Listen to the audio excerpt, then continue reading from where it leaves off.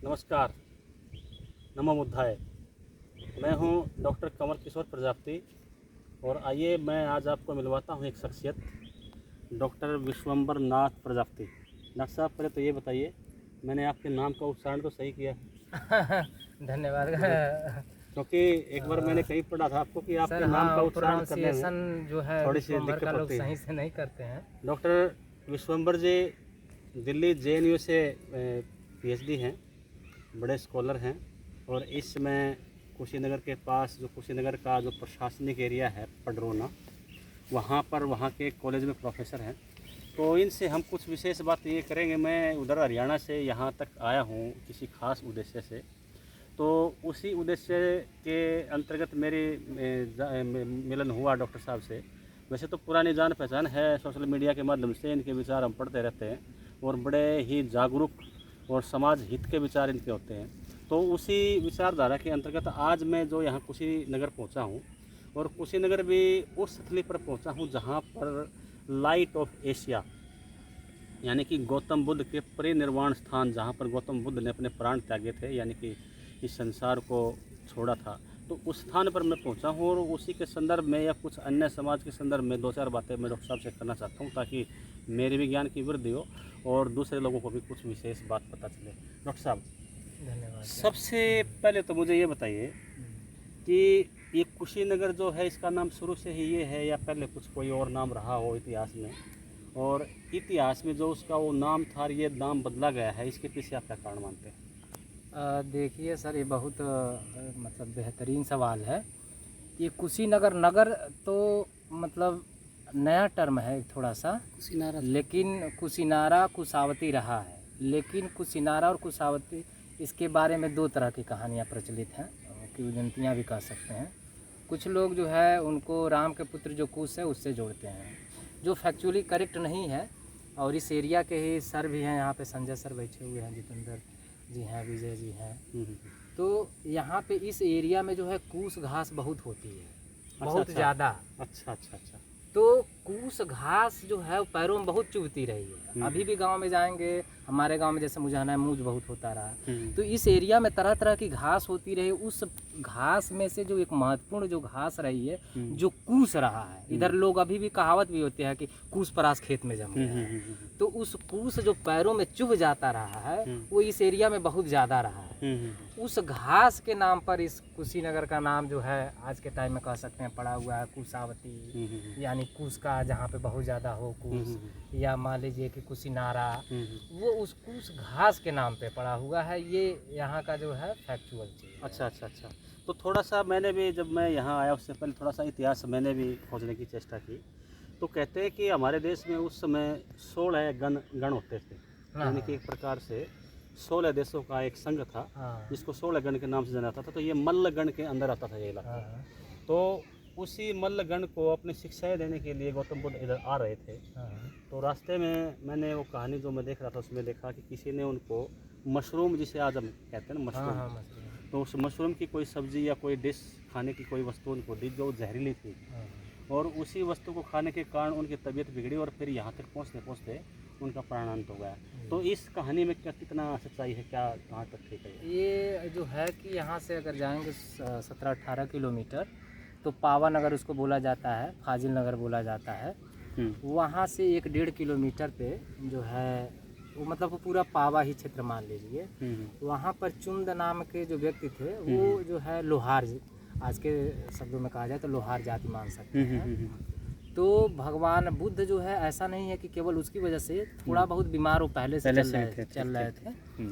और यहाँ पर जो है कि मल गणराज्य ये रहा है, मल्लों का ये रहा है गणराज्य, पावा भी और जो है कि कुशीनगर दोनों ही।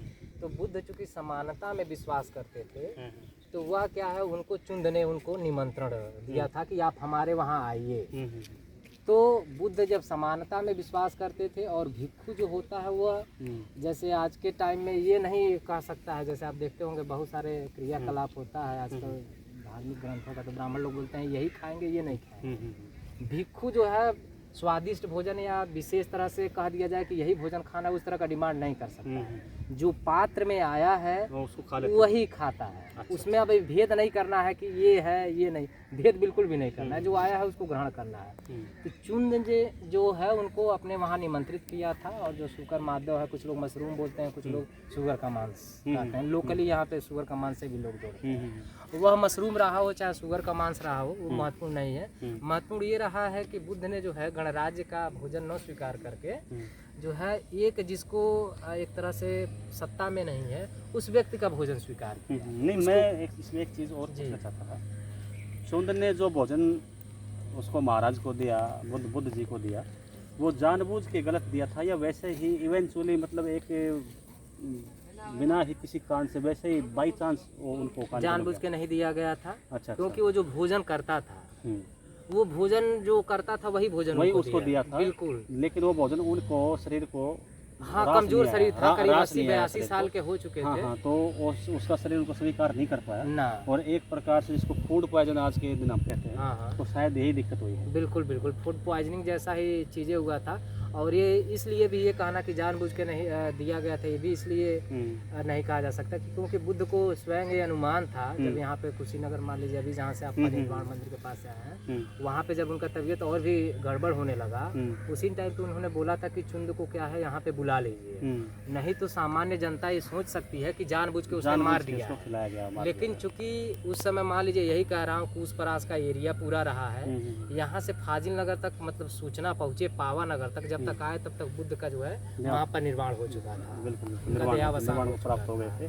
अच्छा, अब थोड़े से हम इस चीज़ से थोड़ा सा अलग बात करते हैं। देखो, जो बौद्ध संस्कृति है उसमें मंदिर का जिक्र कहीं नहीं है, या तो विहार है या स्तूप है, पगोड़ा है। तो यहाँ जितने भी मैंने यहाँ स्तूप देखे, पगोड़ा देखे, उनके आगे मंदिर क्यों लिख रखा है आपके लिहाज से? नहीं, मंदिर जो है आप देखेंगे तो मंदिर जो है ऐसा नहीं है कि बुद्ध के टाइम पर जो है पहले के जो मंदिर होते थे, खासकर 4वीं शताब्दी तक, तो मंदिर बनते थे लेकिन उसमें मूर्तियां नहीं होती थी। अच्छा। तो मंदिर ऐसा नहीं है कि कोई मतलब आप जो है इसको आज के टर्म में जैसे मंदिर को देख रहे हैं, मंदिर वैसा ही है। नहीं, आज तो मंदिर का जो अर्थ है वो तो ब्राह्मणवाद से ही जुड़ा है ना। जैसे यही स्तूप है, इसको बोला जाता है रामाभार स्तूप। हाँ, लेकिन इसका नाम है मुकुट बंधन चैत्य। अच्छा। तो अब हम इसको ये नहीं बोल सकते हैं कि रामाभार स्तूप है तो ये क्या कहते हैं बुद्ध का स्तूप नहीं है। अब ये कोई ये कह दे कि कल को बोल दे कि यहाँ रामाभार, राम शब्द जुड़ा हुआ है तो राम का हो गया, मतलब श्री राम। नाम बाद में बदले हैं, थोड़े नाम बदले हैं, चाहे हो सकता है राम इतना कॉमन नाम रहा, बुद्ध के लिए नाम हो सके। वहाँ पे आप देखेंगे मंदिर में लिखा हुआ है, वो तो मल्ल रामा लिखा हुआ है। बिल्कुल नहीं, मैं तो कह रहा हूँ, ये तो आप साहित्य पढ़ेंगे, हिंदी साहित्य को ध्यान से पढ़ेंगे, जो ध्यान से पढ़ेगा ना उसको सारी बातें समझ आएंगी। तो आप अगर दशरथ पुत्र राम को ही सब कुछ राम मान के आगे बढ़ोगे तब तो नहीं, कबीर का राम कहाँ जाएगा, रविदास का राम कहाँ जाएगा, और दूसरे जो अन्य संत कवि हुए उनका राम कहाँ जाएगा? वो राम तो दशरथ पुत्र नहीं था। कबीर ने तो सीधा बताया भाई दशरथ पुत्र राम मेरा राम नहीं है।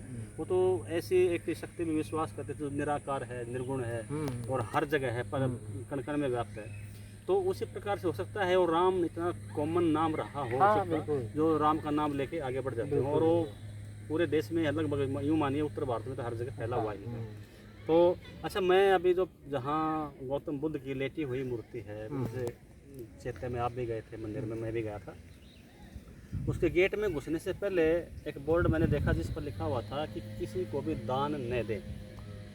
और जब हम उसके अंदर घुसे तो मूर्ति के साथ ही एक दान पात्र रखा हुआ है। इस विरोधाभास को आप क्या मानते हैं? वो वहाँ पे दान पात्र नहीं रखा हुआ है, वो घेरा गया है वो सारी चीज़ें। वहाँ पे मेन चीज़ है जो लड़ाई चल रही है वो पुरातत्व विभाग का है। अच्छा। और जो बुद्धिस्ट संघ का है। पुरातत्व विभाग का कहना ये है कि हम सुरक्षा के दृष्टिकोण से किसी भी तरह का रिस्क नहीं ले सकते हैं। तो दान पात्र हो चाहे कुछ भी हो, वो जो है रिस्क के लिए वो रिस्क क्रिएट होता है। मंदिर के लिए जो क्या हो सकता है वो दिक्कत हो सकती है। सुरक्षा के दृष्टिकोण से दान देना वो बिल्कुल भी सही नहीं है। और चूँकि ये पुरातत्व विभाग के अंदर है तो इसलिए आप इसमें कोई बदलाव नहीं कर सकते हैं। लेकिन जो बुद्धिस्ट संघ का कहना है कि नहीं, क्या कहते हैं, इस पर हम लोगों का जो बुद्धिस्ट है प्लेस है, हम लोग का इस पर अधिकार है। बहुत तरह के हम लोग सामाजिक गतिविधियां कराते हैं, तमाम तरह के कार्य कराते हैं, तमाम तरह का मान लीजिए स्कूल विद्यालय चला रहे हैं, डोनेशन दे रहे हैं तमाम तरह का। उसके लिए अगर कोई दान देना चाहता है तो दान पात्र होना चाहिए। तो अभी एक तरह से कह सकते हैं समझौता टाइप, एक तरह से लिखित में तो नहीं है वो अलाउ कि वो आप दान पात्र रखिए, लेकिन दूसरा है कि लोग मानते भी नहीं हैं। ऐसा नहीं है कि आपको वहाँ पे कभी ये नहीं कोई कहेगा, जैसे मंदिरों में जाते कि यहाँ पे दान दे दीजिए आपको पुण्य मिलेगा, लेकिन लोग स्वयं ही चढ़ाते हैं।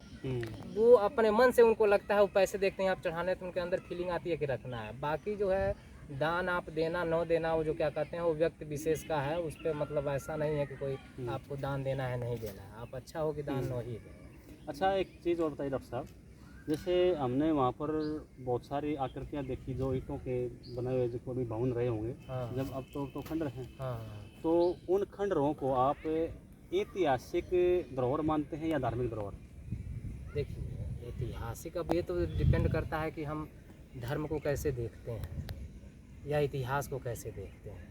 लेकिन धर्म तो मान लीजिए व्यक्ति का, मान लीजिए आस्था का प्रश्न हो सकता है, कोई सार्वजनिक मान सकता है, कोई व्यक्तिगत रूप से मान सकता है, लेकिन हम लोग जो कुशीनगर के हैं या व्यक्तिगत रूप से हम इसको अपनी सांस्कृतिक धरोहर मानते हैं, क्योंकि जो हमारी पहचान है कुशीनगर की वो गौतम बुद्ध की वजह से है। तो हो सकता है किसी बुद्धिस्ट के लिए जो है ये धर्म का मामला हो सकता है, लेकिन ये केवल धर्म का मामला नहीं है। अगर ये 2500 साल पहले अगर भगवान बुद्ध का परिनिर्वाण हुआ है तो ये बताता है कि कुशीनगर का भी अस्तित्व रहा है, यहाँ के लोगों का भी अस्तित्व रहा है। ऐसा नहीं रहा है कि ये वीरान जगह रहा, इसकी एक संस्कृति जुड़ी हुई है, यहाँ की एक जो है चुंद भी एग्जिस्ट करता रहा है, यह भी पता चलता है कि ये गणराज्य भी एग्जिस्ट करता रहा है। तो इसलिए क्या है कि हम इसको सांस्कृतिक और ऐतिहासिक धरोहर के तौर पे देखते हैं और ये मानते हैं, इस पे हम लोग गर्व करते हैं कि गौतम बुद्ध ने यह जगह चुना है अपने परिनिर्वाण के लिए, पूरे जो है एक तरह से कह सकते हैं इत्मीनान और पूरे कॉन्शियस ब्रेन से कि हाँ कुशीनगर ही हमको जाना। तो डॉक्टर साहब, इसमें मैं एक छोटा सा प्रश्न और मेरे दिमाग में तुरंत आ गया जी। कबीर ने मगहर को चुना, हाँ मगहर को चुनने का उनका एक मकसद था, हाँ क्योंकि मगहर के बारे में ये कहा जाता था कि मगहर में जो मृत्यु को प्राप्त होगा उसको नरक मिलेगा, और काशी में जो मृत्यु को प्राप्त होगा उसको स्वर्ग मिलेगा। लेकिन कबीर तो क्रांति धर्मा थे, वो हर उस चीज़ को परख के लोगों के सामने प्रस्तुत करते थे जो उसने खुद अनुभव की है। तो लोगों के इस मिथक को तोड़ने के लिए उन्होंने, जब वो मृत्यु को प्राप्त होने को हुए, उनको लगा भाई अब मैं मर सकता हूँ, तो मगहर चले गए मरने के लिए और वहीं उनकी मृत्यु हुई। तो क्या आपको ऐसा लगता है भाई गौतम बुद्ध भी यहाँ कुशीनगर में इसीलिए आए हों? ये तो जाहिर सी बात है कि मान लीजिए कि जो एनलाइटेंड है, जिसको ज्ञान प्राप्त है, वो कोई भी जगह ऐसे तो नहीं चुनेगा।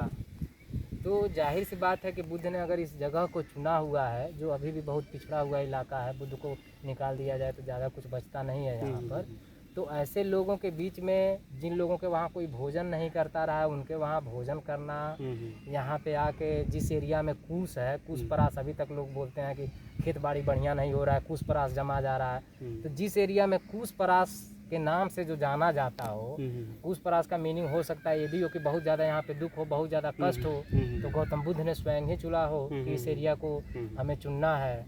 तो ये हो सकता है, ऐसी संभावना है कि ऐसे गौतम बुद्ध ने सोचा हो कि हमको यही एरिया चुनना है, हमको कहीं और नहीं जाना है, ऐसे संभावना हो सकती है। भारत में पैदा हुई एक शख्सियत एक पूरी वैश्विक बन गई। आज भारत में वो चाहे बेशक संकुचन में हो, लेकिन पूरा विश्व उसको आज भी यहाँ एशिया की लाइट के रूप में जानता है, गौतम बुद्ध को जानता है। तो गौतम बुद्ध का एक ही वाक्य मैं बार बार याद करता हूँ, दोहराता हूँ, उसका मनन करता हूँ, अपो दीपो भव, यानी कि अपना दीपक आप बनो, आपको कोई भी बाहरी शक्ति आपकी मदद करने नहीं आएगी, आपको खुद अपनी मेहनत से ही आगे बढ़ के जाना है। तो डॉक्टर साहब, मैं ये पूछना है भाई, जब गौतम बुद्ध ने ये कह दिया अपो दीपो भव, भाई आपको अपने प्रयास से ही आगे बढ़ना है, कोई आपको मदद करने नहीं आएगा, तो फिर ये भारत ऐसा कैसे बन गया? इतना धर्मभीरू, इतना पाखंडी, इतना अंधविश्वासी, और इस प्रकार से स्वयं, मतलब मैं ये मानता हूँ कि अंधविश्वास एक ऐसी चीज़ है जो इंसान स्वयं ही स्वयं को मारने लगता है। तो ये इस प्रकार से कैसे हो गया जहाँ ऐसे ही एक व्यक्ति तो पैदा हुआ इस देश में? आप देखेंगे जो है डॉक्टर अम्बेडकर ने बोला हुआ है इसके बारे में कि जो भारत का इतिहास है वो ब्राह्मणवाद और जो है बौद्ध दर्शन दोनों के बीच के संघर्ष जो है उसी का इतिहास ही पूरा भारतीय इतिहास है। तो इस बातों से काफ़ी कुछ पता चलता है। ऐसा नहीं है कि केवल जो है गौतम बुद्ध ही उस तरह के विचारधारा के रहे हैं, कम से कम बुद्ध के समय में जो है 48 विचारधाराएं एग्जिस्ट करती रही हैं, जिसमें से 6 प्रमुख विचारधाराएं रही हैं, और वो वेदों के इतर विचारधारा रही है। आप कह सकते हैं, चाहे तो बहुत सारे लोग वेद विरोधी विचारधारा भी कहते हैं, क्योंकि वो वेदों को सर्वश्रेष्ठ नहीं मानते हैं, वेदों के आधार पर व्याख्या भी नहीं करते हैं। तो उसमें से बुद्ध एक हैं, महावीर जो हैं, संजय बेलीपुत्र है, पकुड़ का चायन है, अजीत केस काम्बली है, मखली घोषाल है। नहीं, आप ये देखिए, मतलब जो पौराणिक जो हैं, जिसको हम हिंदुत्व जिसका नाम लेते हैं, उसमें भी दो प्रमुख विचारधारा हैं, दो प्रमुख हैं, जिसमें एक विचारधारा का जो प्रतिनिधित्व स्वामी दयानंद सरस्वती करते हैं और बाकी दूसरी विचारधारा का वो पौराणिक करते हैं, पौराणिक लोग करते हैं। उनका आपस में ही बड़ा कंट्राडिक्शन रहा है। तो किसी विचारधारा में अलग अलग पंक्तियाँ फूटना कोई बड़ी बात नहीं है। तो वो बौद्धों में भी रही होंगी और दूसरे लोगों में भी रही होंगी, लेकिन गौतम बुद्ध को श्रेय ये जाता है, इस देश को उसने अपने विचारों से एक करने की चेष्टा की और अपने समय में कर भी दिया था।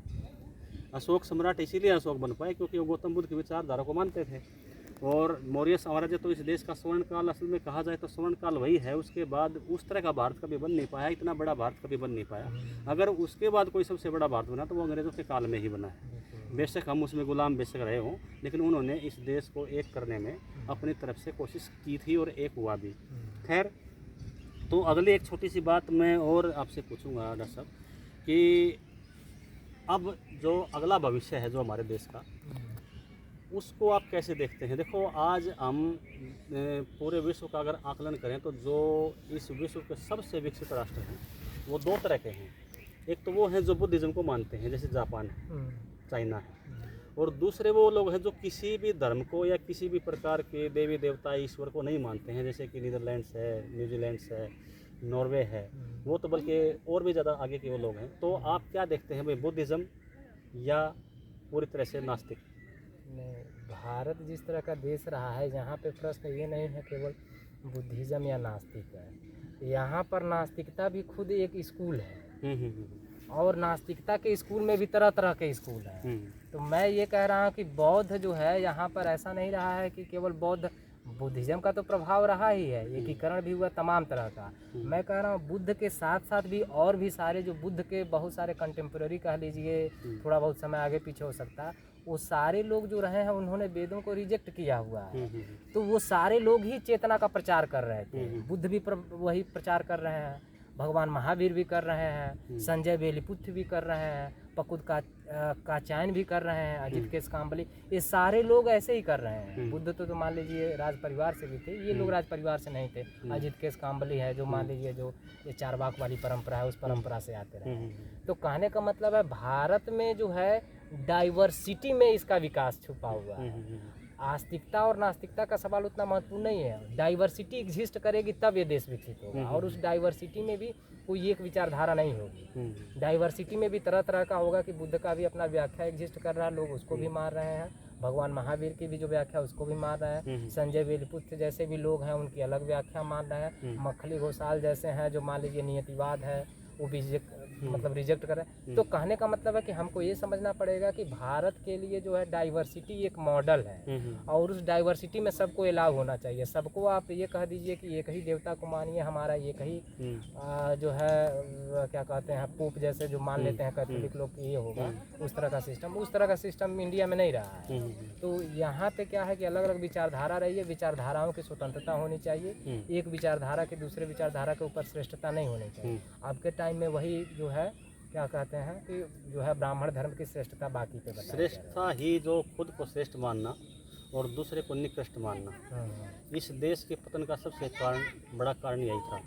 गौतम बुद्ध हों या उनके जैसे जो दूसरे विचारक हों, आज का जो मैं सबसे बड़ा बौद्धित्व जिसको मानता हूँ, डॉक्टर बाबा साहब अम्बेडकर, जिसने इस देश को संविधान देकर एक बनाया, उनका भी यही मानना है भी जो श्रेष्ठता जो है ना, एक अब खुद को दूसरे से मानने की, यही इस देश के पतन का कारण है।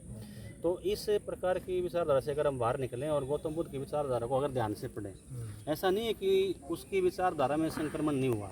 बहुत सारे लोगों ने अपने विचार जो विपरीत तरह की जो बातें हों डाली गई होंगी, लेकिन मैं फिर कहता हूँ कि उनकी एक ही पंक्ति पढ़ी है, अपो दीपो भव, उसी से हम सारा ज्ञान प्राप्त कर सकते हैं, उसी से हम आगे बढ़ सकते हैं। तो ये थे मेरे साथ डॉक्टर विश्वम्बर नाथ प्रजापति जी, JNU स्कॉलर हैं, और आज इनसे मिलकर बड़ा अच्छा लगा। मेरे साथ हैं श्री संजय जी, ये शहीद रामचंद्र प्रजापति के परिवार से हैं, और श्री जितेंद्र जी हैं जो उसी परिवार से हैं, और श्री विजय जी हैं जो यहाँ के बड़े अच्छे समाज सेवी हैं और समाज की प्रत्येक सुख सुविधा में शामिल रहते हैं, दुख दर्द में शामिल रहते हैं। तो आप सबको मेरा एक बार फिर से कुशीनगर की इस धरती से प्रणाम है, नमस्कार है, शुक्रिया, धन्यवाद।